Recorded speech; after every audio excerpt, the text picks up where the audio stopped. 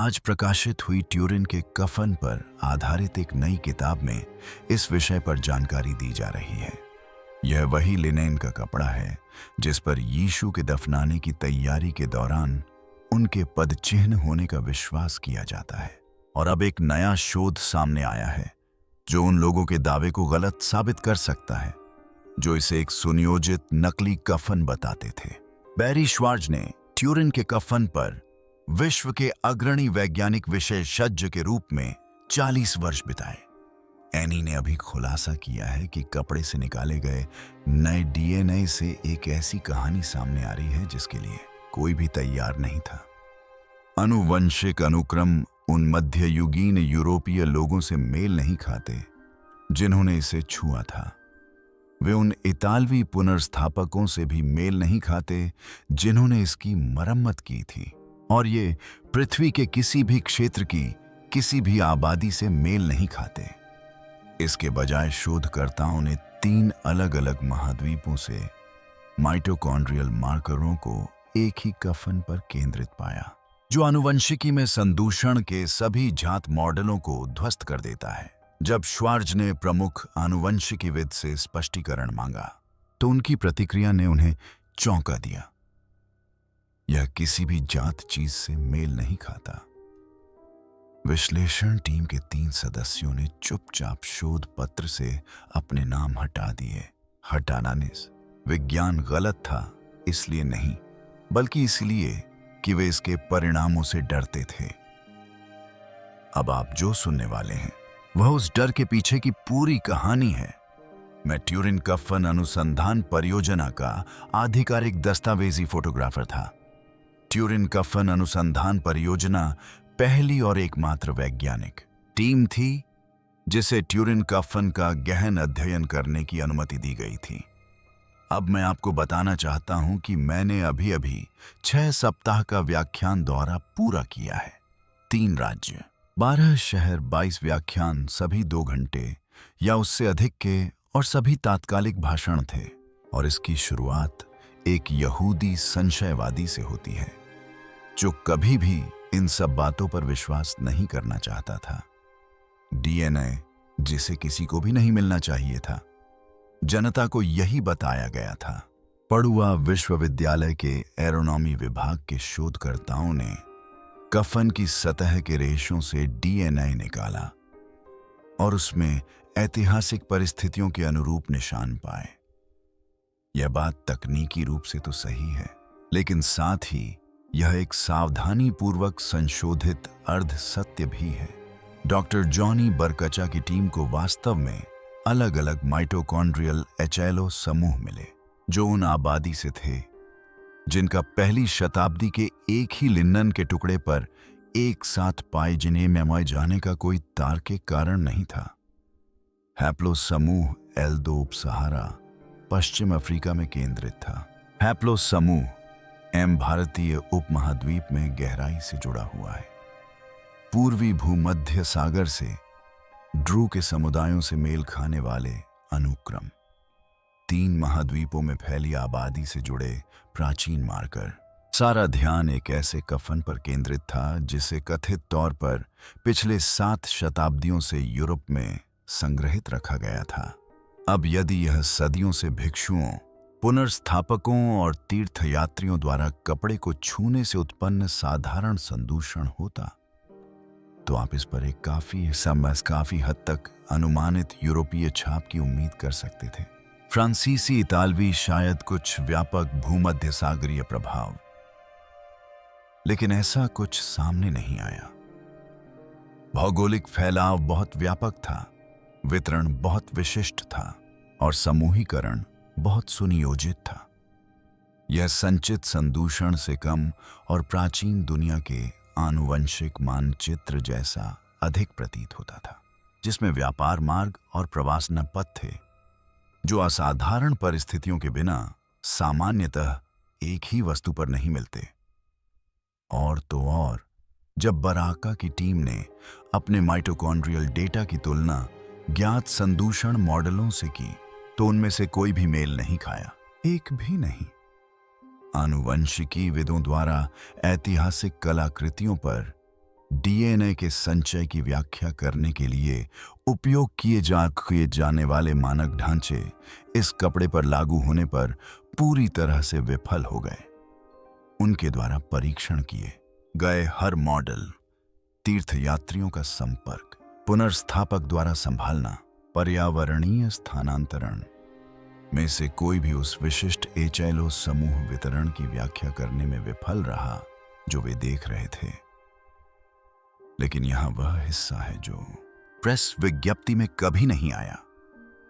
कई अनुक्रम ऐसे पैटर्न में विघटित दिखाई दिए जो सदियों से होने वाले सामान्य मानवीय जैविक क्षय से मेल नहीं खाते थे। डॉक्टर जूलियो फेरारा, जो इस परियोजना में बरकचा के सहयोगी थे, ने कथित तौर पर एक आंतरिक समीक्षा बैठक में उन्हें इस तरह भ्रष्ट बताया जिसे केवल समय के कारण नहीं माना जा सकता। केवल समय के कारण नहीं माना जा सकता, इस वाक्यांश ने विभाग में सनसनी पैदा कर दी, क्योंकि अगर समय के कारण यह क्षरण नहीं हुआ तो किसी और चीज ने किया होगा। कोई ऊर्जा घटना, कोई अज्ञात रासायनिक क्रिया, कुछ ऐसा जिसका मौजूदा वैज्ञानिक ढांचा कोई वर्गीकरण नहीं कर सकता। और उस टीम में कोई भी यह पहचान नहीं सका कि वह क्या था। बैरी श्वार्ज़र, जिन्होंने दुनिया के अग्रणी कफन शोधकर्ता के रूप में 4 दशक बिताए थे, को बरकचा के प्रारंभिक निष्कर्ष ईमेल द्वारा प्राप्त हुए। उन्होंने रिपोर्ट को 2 बार पढ़ा, फिर उन्होंने फोन उठाया और एक सहकर्मी से एक सवाल पूछा, क्या आनुवंशिकी समुदाय में किसी ने कभी किसी अन्य ऐतिहासिक कलाकृति पर इस तरह के चिन्ह देखे हैं? उत्तर था नहीं। अगर आपको पहले से ही लग रहा है कि यह कहानी किसी ऐसे मोड़ पर जा रही है जिसे कोई भी मुख्य धारा का चैनल कवर करने को तैयार नहीं है, तो आप बिल्कुल सही हैं। अभी सब्सक्राइब करें और नोटिफिकेशन चालू करें, क्योंकि मैं आपको उस 40 साल की पड़ताल के बारे में बताने जा रहा हूं जिसके कारण हम इस मुकाम तक पहुंचे हैं। और यकीन मानिए, डीएनए तो समस्या की बस शुरुआत है। संशयवादी खुद जाल में फंस गया। डीएनए के नतीजों ने शोधकर्ताओं को इतना क्यों डरा दिया? यह समझने के लिए आपको उस व्यक्ति को समझना होगा जिसने 4 दशकों तक यह साबित करने में बिताए कि कफन नकली नहीं हो सकता। और विडंबना यह है कि उसने शुरुआत में ठीक इसके विपरीत साबित करने की कोशिश की थी। बैरी श्वार्ज़ एक प्रतिभाशाली तकनीकी फोटोग्राफर थे, ऐसे विशेषज्ञ जिन पर नासा गोपनीय इमेजिंग कार्यों के लिए भरोसा करता था।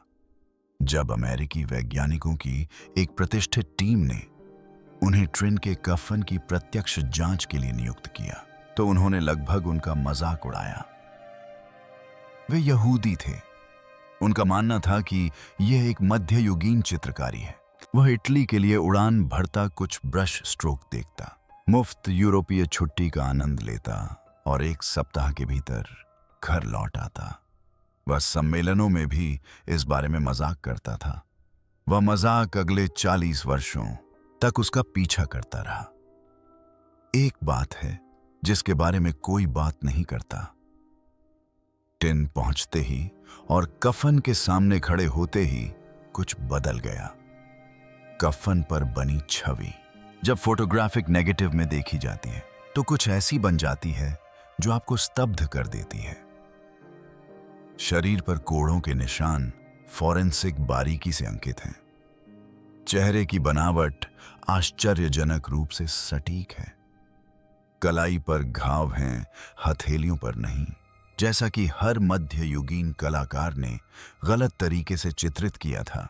कलाई एक ऐसा विवरण जिसके बारे में किसी जालसाज को पता नहीं हो सकता था, क्योंकि मध्य युग में शरीर रचना विज्ञान का ऐसा ज्ञान था ही नहीं।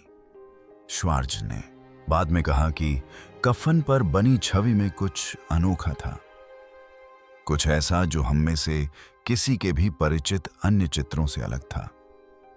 जिस बात ने उन्हें झकझोर दिया वह यह थी कि छवि केवल लिनन के सबसे बाहरी रेशों में ही समाई हुई थी। हम एक ऐसी परत की बात कर रहे हैं जो मानव बाल से भी पतली है। कोई भी रंग इस तरह से रिस नहीं सकता। कोई भी रंग इतनी सतह पर नहीं टिकता। इस छवि को बनाने वाले किसी भी तत्व ने प्रत्येक धागे की केवल बाहरी सतह को ही प्रभावित किया, आंतरिक भाग को पूरी तरह से अछूता छोड़ दिया। इतिहास के किसी भी काल की किसी भी कलात्मक विधि में इस प्रकार की सटीकता मौजूद नहीं है। श्वार्ज़ ने अपने करियर में हजारों कलाकृतियों की तस्वीरें खींची थीं। उन्होंने ऐसा कुछ पहले कभी नहीं देखा था। टीम ने लगातार 5 दिन और रातें काम किया, मुश्किल से सोए और प्राचीन कपड़े पर एक के बाद एक प्रयोग किए। श्वार्ज़ ने हर सूक्ष्म रेशे, हर निशान, हर असंभव विवरण की तस्वीर खींची। Infrared spectroscopy, ultraviolet fluorescence photography, X-ray radiography, सूक्ष्म रासायनिक विश्लेषण। उन्होंने इस कपड़े पर अपनी हर क्षमता का इस्तेमाल किया और धीरे धीरे उसके चेहरे का रंग फीका पड़ गया। न ब्रश के निशान, न रंग, न डाई, न जलने के निशान, न फोटोग्राफिक रसायन। मानव इतिहास के किसी भी काल की किसी भी जात कलात्मक तकनीक से यह स्पष्ट नहीं हो सका कि यह छवि वहां कैसे आई, शब्द समझ आई। इसे चित्रित नहीं किया गया था, इसे जलाया नहीं गया था, यह उसकी तस्वीर नहीं खींची गई थी। वैज्ञानिक मानकों के अनुसार इस कपड़े पर बनी छवि का अस्तित्व ही नहीं होना चाहिए था।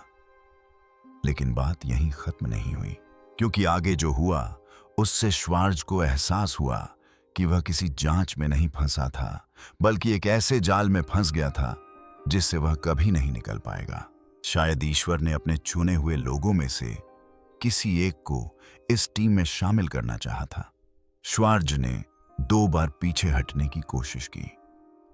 उसने खुद से कहा कि यह उसकी समस्या नहीं है।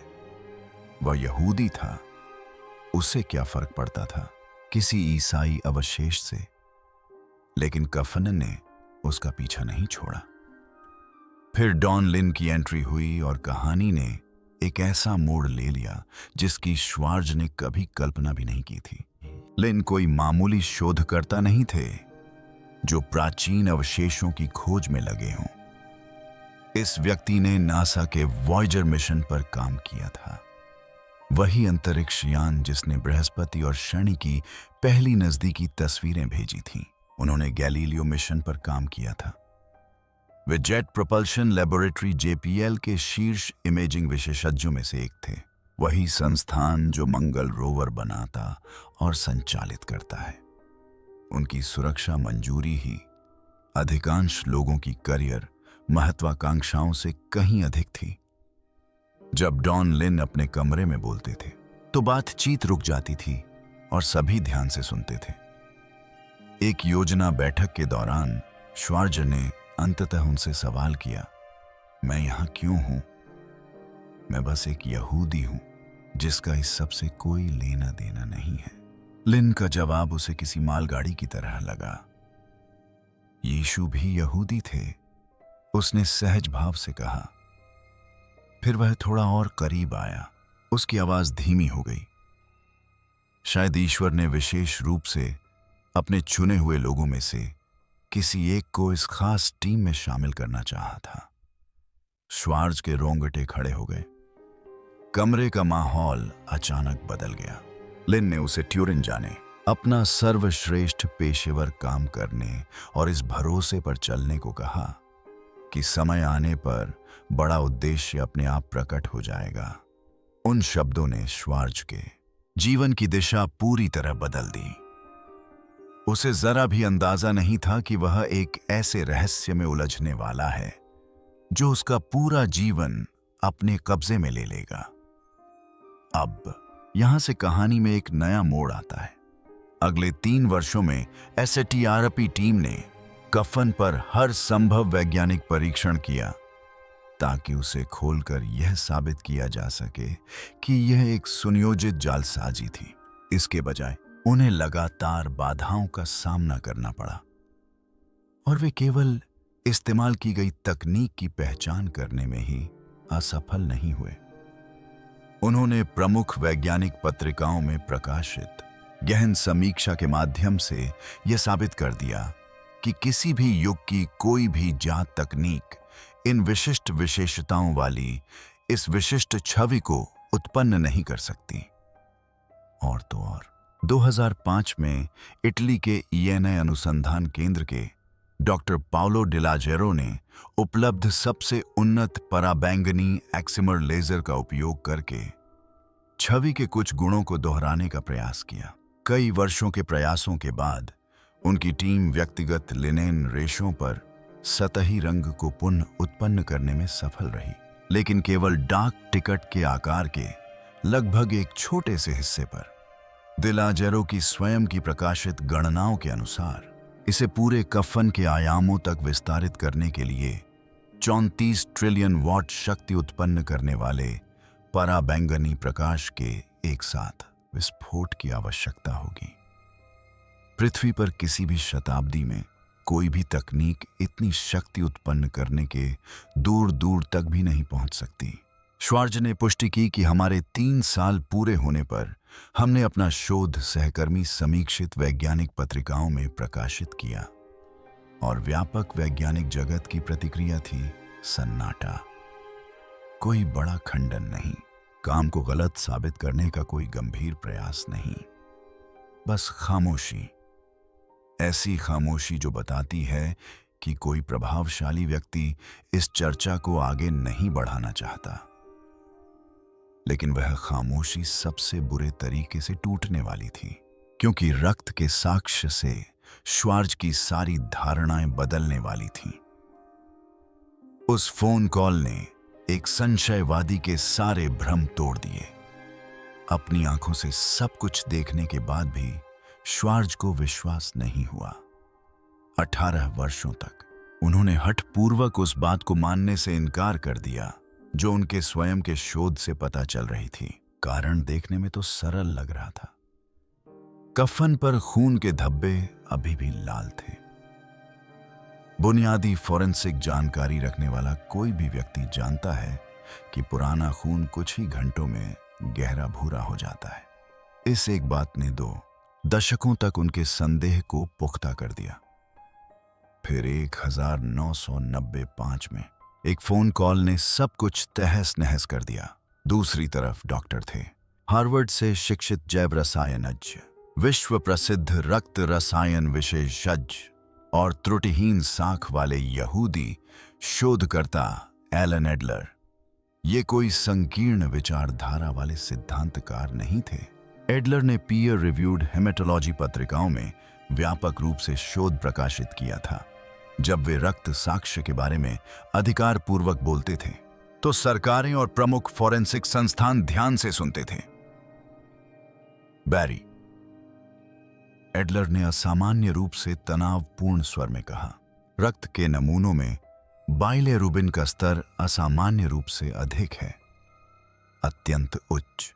इसका क्या मतलब है एलन? असल बात यह है, एडलर ने समझाया कि जब किसी इंसान का शरीर लंबे समय तक अत्यधिक आघात, गंभीर पिटाई, बेरहमी से कोड़े मारने, कांटों से छेदने या सूली पर चढ़ाने जैसी यातनाओं से गुजरता है तो जैविक तंत्र में बिलिरुबिन की मात्रा बहुत बढ़ जाती है। अत्यधिक दबाव के कारण लिवर इसे तेजी से संसाधित नहीं कर पाता और बिलिरुबिन की बढ़ी हुई मात्रा वाला खून हमेशा के लिए लाल हो जाता है। यह कभी गहरा नहीं होता। श्वार्ज के हाथ ठंडे पड़ गए। सबूत 20 साल से सीधे उनके सामने पड़ा था। बस उनके पास उसे सही ढंग से समझने के लिए आवश्यक विशिष्ट जैव रासायनिक ज्ञान नहीं था।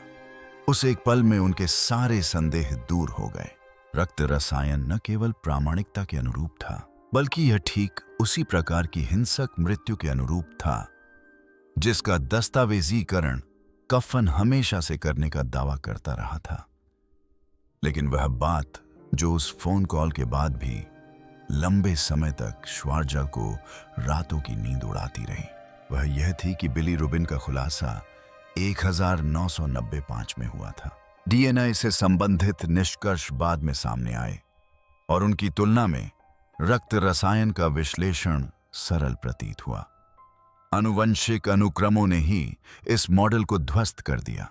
जब पाडुआ में बाराका की टीम ने कफन के रेशों से व्यवहार्य डीएनए निकाला तो उन्हें मानक संदूषण के संकेतों की उम्मीद थी।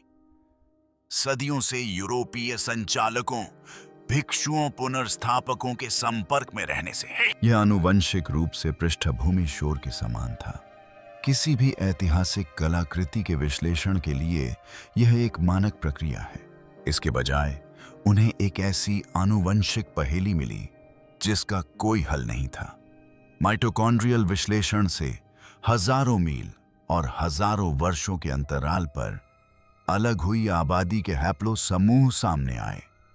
भारत के समुदायों से जुड़े मार्करों के साथ साथ उत्तरी अफ्रीकी वंशों से जुड़े अनुक्रम और मध्य युग से सदियों पहले के पूर्वी भूमध्य सागरीय निशान एक ही कपड़े पर मौजूद थे। बरकचा की टीम ने शुरू में अनुमान लगाया कि प्रयोगशाला में उनके नमूने आपस में दूषित हो गए थे। उन्होंने विश्लेषण दोबारा किया, परिणाम वही रहे। उन्होंने कपड़े के अलग अलग हिस्सों से नए नमूने लेकर तीसरी बार विश्लेषण किया। पैटर्न बरकरार रहा। अब इस पर विचार करें, यदि सैकड़ों यूरोपीय तीर्थयात्रियों और पुनर्स्थापकों ने 700 वर्षों में इस कपड़े को छुआ हो तो आप उम्मीद करेंगे कि यह आनुवंशिक छाप बाकी सभी चीजों पर हावी होगी। ऐसा नहीं है। यूरोपीय संकेत मौजूद हैं, लेकिन यह प्रमुख कारण नहीं है। प्रमुख कारण एक ऐसा भौगोलिक प्रसार है जो इतना असामान्य है कि यह फोरेंसिक आनुवंशिकी में संदूषण के सभी मानक मॉडलों को चुनौती देता है। आपको एक ऐसी स्थिति की कल्पना करनी होगी जहां भारत, उप सहारा अफ्रीका और पूर्वी भूमध्य सागर के अलग थलग समुदायों के लोग स्वतंत्र रूप से एक ही कपड़े के टुकड़े के संपर्क में आए हों और उस पर आनुवंशिक निशान छोड़ दिए हों, वो भी सघन और अनियमित पैटर्न में। वास्तविक दुनिया में संदूषण इस तरह नहीं होता। संदूषण अव्यवस्थित, अनियमित और सबसे हाल के और बार बार संपर्क में आने वाले लोगों द्वारा नियंत्रित होता है। यह इनमें से कोई भी स्थिति नहीं थी। डॉक्टर बराचा की टीम ने ज्ञात ऐतिहासिक माध्यमों, व्यापार मार्गों, क्रूसेडर संपर्क और ऑटोमन युग के परिवहन के जरिए आंकड़ों की व्याख्या करने का व्यवस्थित प्रयास किया, लेकिन कोई भी मॉडल जांच में खरा नहीं उतरा।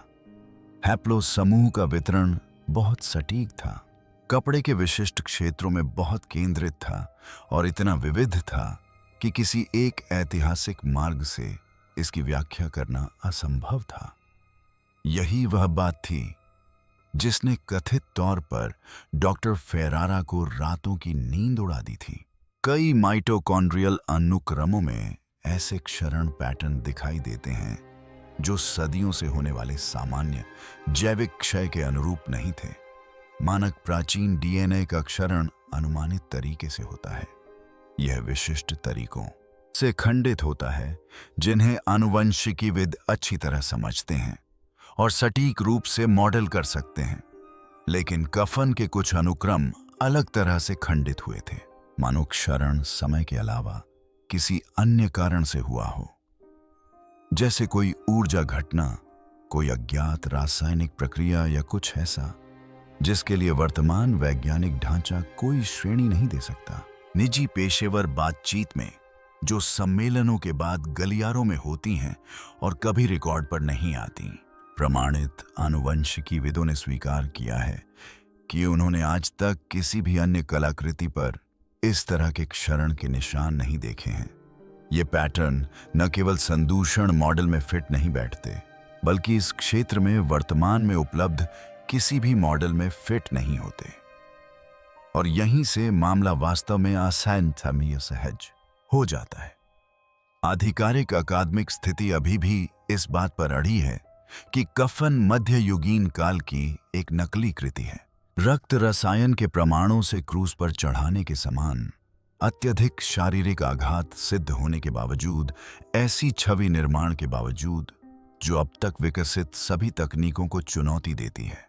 और डीएनए साक्ष्य के बावजूद, जिसे टीम के 3 सदस्यों ने सार्वजनिक रूप से स्वीकार करने से इनकार कर दिया, इसलिए नहीं कि कार्यप्रणाली त्रुटिपूर्ण थी, बल्कि इसीलिए कि वे परिणामों की व्याख्या नहीं कर सके।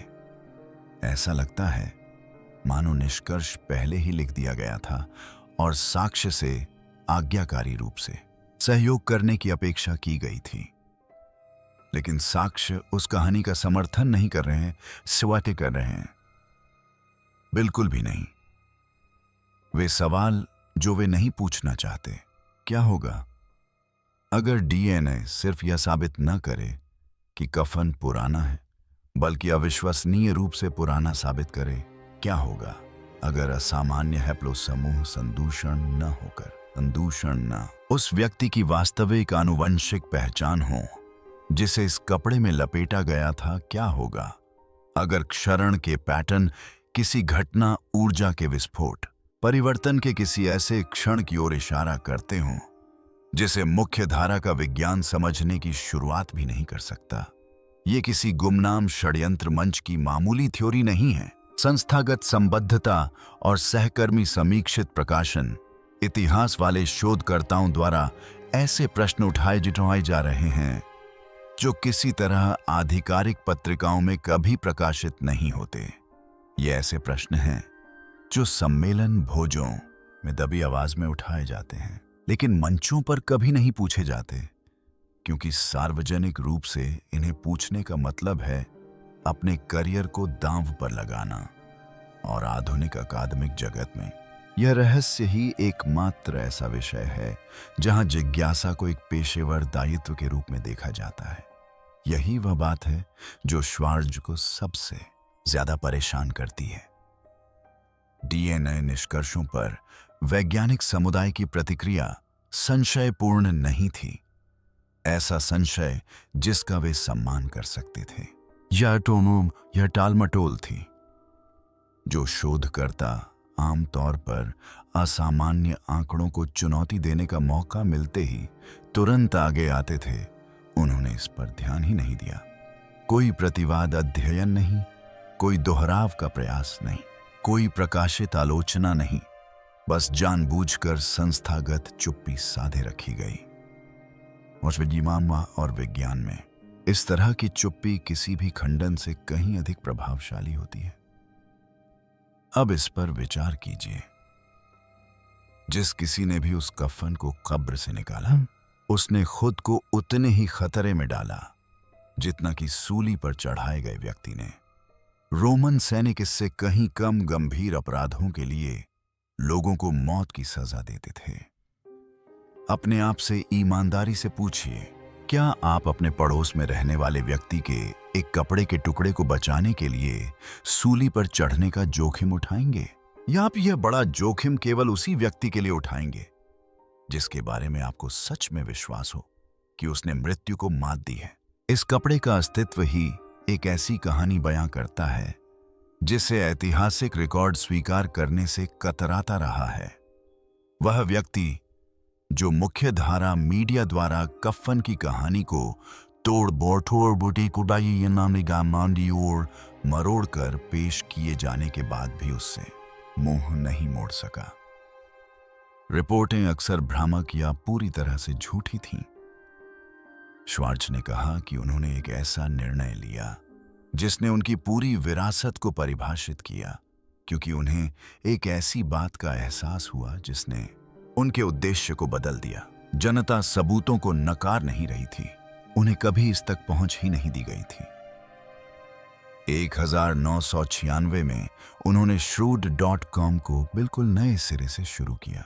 यह कफन से संबंधित सबसे बड़ा और सबसे व्यापक वैज्ञानिक डेटाबेस बन गया, जो दुनिया के हर देश से सालाना लाखों आगंतुकों को आकर्षित करता है। खास बात यह है कि यह साइट गूगल के लोकप्रिय होने से बहुत पहले अस्तित्व में आई और खूब फली फूली। श्वार्ट्ज ने इसे इसलिए बनाया क्योंकि कोई और इसे बनाने को तैयार नहीं था। उन्होंने हर प्रायोजन प्रस्ताव को ठुकरा दिया विज्ञापन से कोई आय नहीं ली, किसी कॉरपोरेट प्रभाव से दूर रहे और ऐसे किसी संस्थागत संबंध से भी दूर रहे जिससे डेटा से समझौता हो सकता था।